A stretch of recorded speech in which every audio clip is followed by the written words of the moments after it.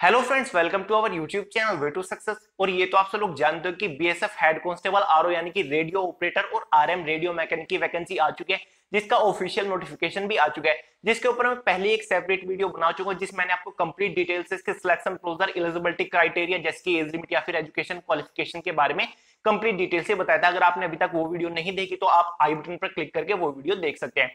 तो जो BSF head constable vacancy related काफी ज्यादा लोगों के डाउट आ रहे हैं, वो इसके एजुकेशन क्वालिफिकेशन से आ रहे हैं। काफी लोग कमेंट करके पूछ रहे हैं कि इसमें एजुकेशन क्वालिफिकेशन क्या रखी हुई है, क्या 12 पास कैंडिडेट इस वैकेंसी के लिए फॉर्म अप्लाई कर सकते हैं, या फिर उसमें पीसीएम होना जरूरी है, या फिर 60% मार्क्स होने आपके जरूरी हैं।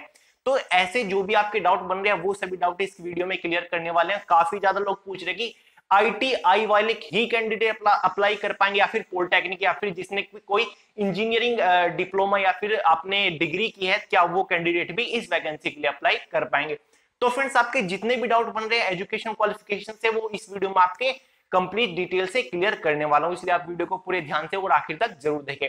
शुरू करने से पहले मैं आपको बता दूं, अगर आपने अभी तक हमारा टेलीग्राम ग्रुप ज्वाइन नहीं किया तो नीचे डिस्क्रिप्शन बॉक्स में मैंने टेलीग्राम का लिंक दिया हुआ है, आप वहां से टेलीग्राम ग्रुप ज्वाइन कर सकते हैं, क्योंकि मैं वहां पर आपको पीडीएफ के through latest government job update provide कराते रहता हूं। तो चलिए फ्रेंड्स, आज का वीडियो शुरू करते हैं। तो फ्रेंड्स, इस वीडियो में आपका केवल एजुकेशन से रिलेटेड ही डाउट क्लियर करने वाला हूं, बाकी की डिटेल आप इस वीडियो से देख सकते हैं। तो मैं आपको बता दूं, जिसके ऑनलाइन फॉर्म स्टार्ट होने वाले हैं वो 14 मई 2019 से होने वाले, यानी कि 14 मई से इसके ऑनलाइन फॉर्म स्टार्ट होंगे। अभी इसका केवल ऑफिशियल नोटिफिकेशन ही आया है।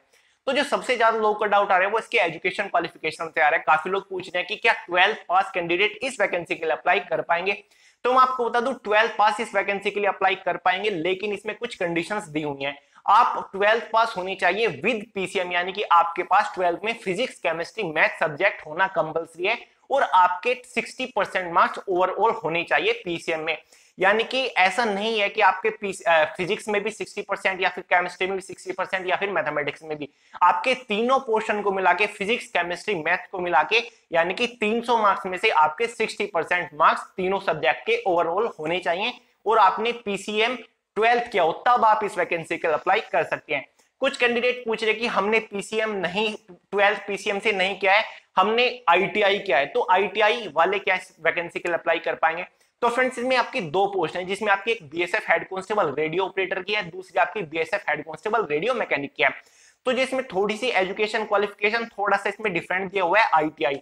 अगर आपने 12th नहीं किया है तो आपने आईटीआई सर्टिफिकेट है आपके पास, तो भी आप इस वैकेंसी के लिए अप्लाई कर सकते हैं। उसमें कुछ ट्रेड दिए हुए हैं आईटीआई की, कुछ कंडीशंस है, अगर आप उस ट्रेड से आपने आईटीआई किया है तो आप इस वैकेंसी के लिए अप्लाई कर सकते हैं। तो सबसे पहले बात करेंगे रेडियो ऑपरेटर में आईटीआई। अगर आपने 12th नहीं किया है तो आपके पास आईटीआई है, तो कौन सा ट्रेड रेडियो ऑपरेटर में मांगा गया है। तो चलिए एक बार इसके ऑफिशियल नोटिफिकेशन में देख लेते हैं।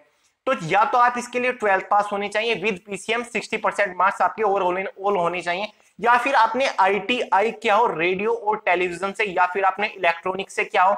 अगर आपने इलेक्ट्रॉनिक से नहीं किया तो आपने फिर कंप्यूटर ऑपरेटर या फिर प्रोग्रामिंग असिस्टेंट, या आपने data preparation and computer software, general electronics और डेटा एंट्री ऑपरेटर से आपने आईटीआई किया है, तो आप BSF head constable radio operator के लिए फॉर्म अप्लाई कर सकते हो। तो फ्रेंड्स, ये इसकी कुछ ट्रेड्स हैं, कंडीशंस हैं। अगर आप इन सभी कंडीशंस को फुलफिल करते हो तो आप रेडियो ऑपरेटर के लिए फॉर्म अप्लाई कर सकते हैं। बात करते हैं इसकी सेकंड पोस्ट की, जो कि आपकी रेडियो मैकेनिक वाली पोस्ट है। तो इसकी भी थोड़ी सी सिमिलर है, इसमें भी आपको 12 पास होना चाहिए विद पीसीएम, ओवरऑल तीनों सब्जेक्ट को मिलाकर आपके 60% मार्क्स आपके होने चाहिए, यानी कि फिजिक्स, केमिस्ट्री, मैथ में। अगर आप 12 पास नहीं है, आपने 10th किया है, उसके बाद आपने आईटीआई किया है, तो आप इसके लिए अप्लाई कर सकते हो। इसमें थोड़ी सी कंडीशंस इजी हैं इस वैकेंसी के लिए, यानी कि जो ये आपकी पोस्ट है रेडियो मैकेनिक की, इसमें मैं आपको बता दूं आईटीआई में आपका कौन सा ट्रेड होना चाहिए। तो आप इसका ऑफिशियल नोटिफिकेशन देख सकते हैं। इसमें आपने आईटीआई किया हो रेडियो टेलीविजन से, या फिर जनरल इलेक्ट्रॉनिक्स, कंप्यूटर ऑपरेटर और प्रोग्रामिंग हो, असिस्टेंट, या फिर डेटा प्रिपरेशन, कंप्यूटर सॉफ्टवेयर और इलेक्ट्रीशियन, या फिर आपने फिटर से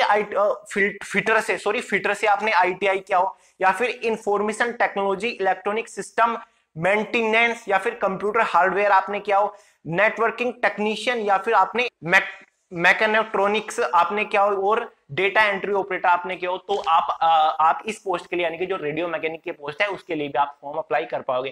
तो अब काफी ज्यादा लोग के डाउट आते हैं कि अगर आपने पॉलिटेक्निक किया है, कुछ लोग कहते हैं कि हमने बीसीए किया है कंप्यूटर सॉफ्टवेयर से, कुछ लोग कहते हैं कि आईटीआई तो नहीं किया लेकिन हार्डवेयर आपने किया है, तो मैं आपको बताऊं तो इसमें आपका आईटीआई होना जरूरी है, यानी कि आपने आईटीआई के ही अंडर ये ट्रेड से किया हो, यानी कि फिटर वगैरह या फिर आपका जो कंप्यूटर हार्डवेयर है वो आपने आईटीआई के अंदर ही आपने किया हो, तभी आप इस वैकेंसी के अप्लाई कर सकते हो। तो केवल यहाँ पर ओवरऑल मिला के दो आपकी कंडीशंस निकल के आती है, या तो आपके पास 12th पास हो आप पीसीएम से, टोटल आपके तीनों सब्जेक्ट यानी कि फिजिक्स केमिस्ट्री मैथ में मिलाकर आपके 60% मार्क्स होने चाहिए। अगर आप इस कंडीशंस को फॉलो नहीं करते तो आपने 10th के बाद आईटीआई किया हो जिसमें आपके ये सभी ट्रेड होने चाहिए, यानी कि ये सभी आपके सब्जेक्ट होने चाहिए, कोई भी एक होना चाहिए, दोनों ही पोस्ट के लिए मैंने आपको बता दी। तो फ्रेंड्स इसका ऑफिशियल नोटिफिकेशन मैंने नीचे डिस्क्रिप्शन बॉक्स में दे दिया, अगर आपका अभी कोई डाउट रह गया तो आप नीचे डिस्क्रिप्शन बॉक्स को फॉलो करके वहां से लिंक से आप पीडीएफ डाउनलोड कर सकते हो और वहां से कंप्लीट डिटेल से देख सकते हो। तो फ्रेंड्स ये था आपका कंप्लीट डाउट, केवल मैंने इस वीडियो में आपको एजुकेशन क्वालिफिकेशन के बारे में ही बताया है।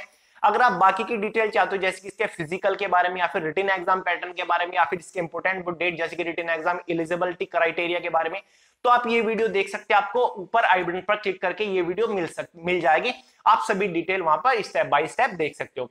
तो फ्रेंड्स ये थे आपके एजुकेशन रिलेटेड डाउट, अगली वीडियो में आपके इसके रिटन एग्जाम पैटर्न और रिटन एग्जाम के सिलेबस टॉपिक वाइज सिलेबस में आपको बताने वाला हूं और बेस्ट बुक भी इस वीडियो में आपको बताऊंगा कि बेस्ट बुक आपके लिए क्या रहने वाली है।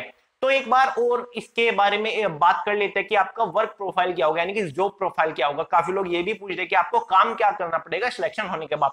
तो इजी सा है, रेडियो ऑपरेटर है, रेडियो मैकेनिक है, यानी कि रेडियो ऑपरेटर है तो आपको यहाँ पर रेडियो ऑपरेट करनी पड़ेगी, यानी कि जो रेडियो टेलीकम्युनिकेशन होता है वो केवल आपको वो ऑपरेट करनी होता है, और रेडियो मैकेनिक है वो केवल उसमें आपको मैकेनिक का काम करना पड़ता है रेडियो के अंडर ही। तो फ्रेंड्स ये इसका जो प्रोफाइल होता है इसमें कोई आपको ज्यादा फील्ड वर्क या आपको जीडी यानी कि जनरल ड्यूटी नहीं देनी पड़ती, केवल आपको कंट्रोल रूम के अंदर ही ये काम करना पड़ता है। आपने सुना होगा रडार वगैरह, तो उससे रिलेटेड ही ये आपका वर्क प्रोफाइल होती है। तो फ्रेंड्स ये था आज का वीडियो, अगर आपको वीडियो पसंद आए वीडियो को लाइक जरूर करना, अपने दोस्त शेयर करना, कोई भी सवाल रह गए तो नीचे कमेंट बॉक्स में कमेंट करके पूछ सकते हैं। चैनल सब्सक्राइब नहीं किया तो चैनल को सब्सक्राइब कर लीजिए, क्योंकि मैं आपके लिए ऐसे interesting knowledgeable updated informative video लेकर आता रहता हूँ। तो आज की इस वीडियो में इतना ही था, मिलते हैं अगली वीडियो में, तब तक के लिए नमस्कार।